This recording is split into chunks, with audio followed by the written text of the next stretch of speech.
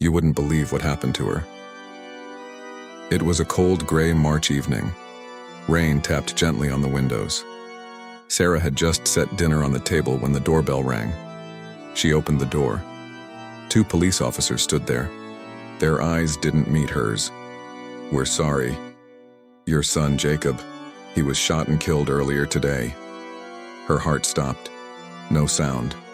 Only a long, endless ringing in her ears. She screamed. Collapsed.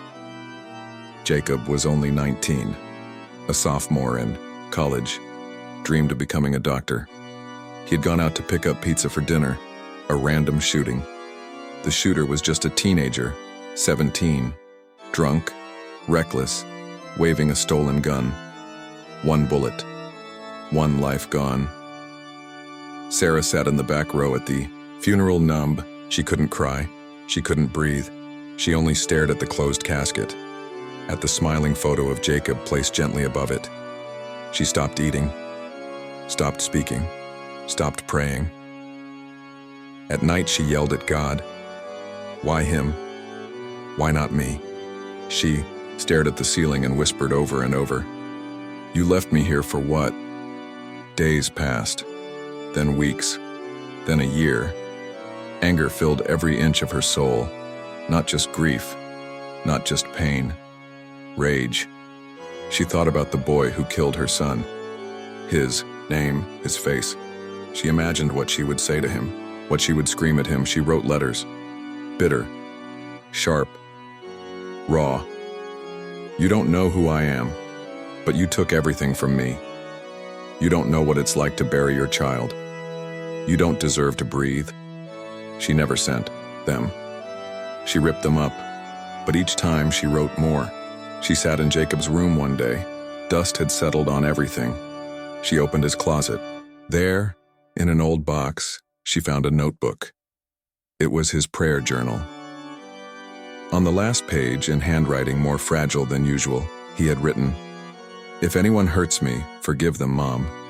I don't want your heart to carry this pain forever." And read it again, then again. She dropped to the floor and sobbed. That was the first time she cried, not from loss, but from something else. Something deeper. Something that sounded a lot like faith. She folded the journal and placed it on her heart. For a long time she sat there, still. The pain hadn't vanished. The anger didn't disappear. But something had shifted. She couldn't explain it. The words Jacob wrote began echoing inside her, a quiet pull, a whisper. She began praying again, not with beautiful words, just silence, tears.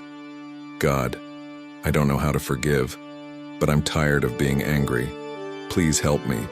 That was it. No lightning in the sky, no miraculous peace. But the next morning, the air felt softer. Her coffee didn't taste as bitter. And when she passed by the mirror, she didn't flinch. Weeks later, she received a letter. It was from the prison. The boy who killed Jacob, his name was Marcus, had written her. He said he didn't expect forgiveness. He just wanted her to know he was sorry, that he thought about Jacob every day, that he wished it had been him instead. Sarah sat with the letter in her hands for hours. Her hands trembled. Tears soaked the paper. Then she did something she never thought she would do. She wrote back, "I don't know how to forgive you, but I'm trying. Because my son, Jacob, he believed in mercy." 2 months passed. Then she asked to meet him. The prison made special arrangements. It wasn't easy. She had to sign forms, undergo checks. Her heart raced the whole drive there. And then she saw him. He looked nothing like the monster she had imagined. He looked like a boy, a scared boy. Their eyes met. He couldn't stop crying.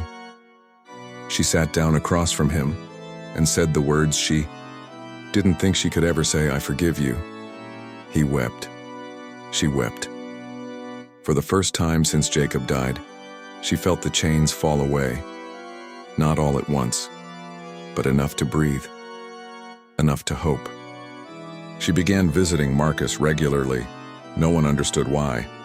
Some judged her, some said she was insane, some accused her of betraying her son's memory, but she didn't care. Each time they spoke, she felt Jacob in the room, not physically, but through faith. Through the forgiveness Jacob had planted in her, she told Marcus about Jacob, about how he once learned to ride a bike, fell, scraped his knees, and still laughed. About the day Jacob cried when he saw a classmate being bullied, about how he once baked a birthday cake just for her. Marcus listened in silence. One day his voice trembled. I could have been his friend, if things had been different. One afternoon Marcus handed her a letter, handwritten, long, full of sorrow, regret, and a desire to be more. Dear Miss Sarah, thank you for seeing me as a person, not just a killer. Thank you for teaching me something I never knew. Mercy. She held the letter to her chest, her eyes filled with tears. Not because of pain, but because of hope. She began speaking at forgiveness workshops, sharing her story, not for praise, but to remind people, forgiveness doesn't erase the pain, but it frees you from the prison of hatred. Marcus was released from prison at 26, with a changed heart, a renewed spirit. He became a volunteer for anti-gun violence programs. He spoke at schools, told them about Jacob, and about the mother who forgave him. Sarah never forgot her son. The ache never left. But now, alongside the ache, there was peace. Every year on Jacob's birthday, she lit a candle and read the final line in his old notebook. If someone hurts me, forgive them, Mom. I don't want your heart to carry this pain forever. She smiled gently. The flame danced in the quiet room. She whispered, I did it, sweetheart. I forgave him. And what about you? If one day you stood face to face with the one who took everything from you, would you have enough faith to forgive?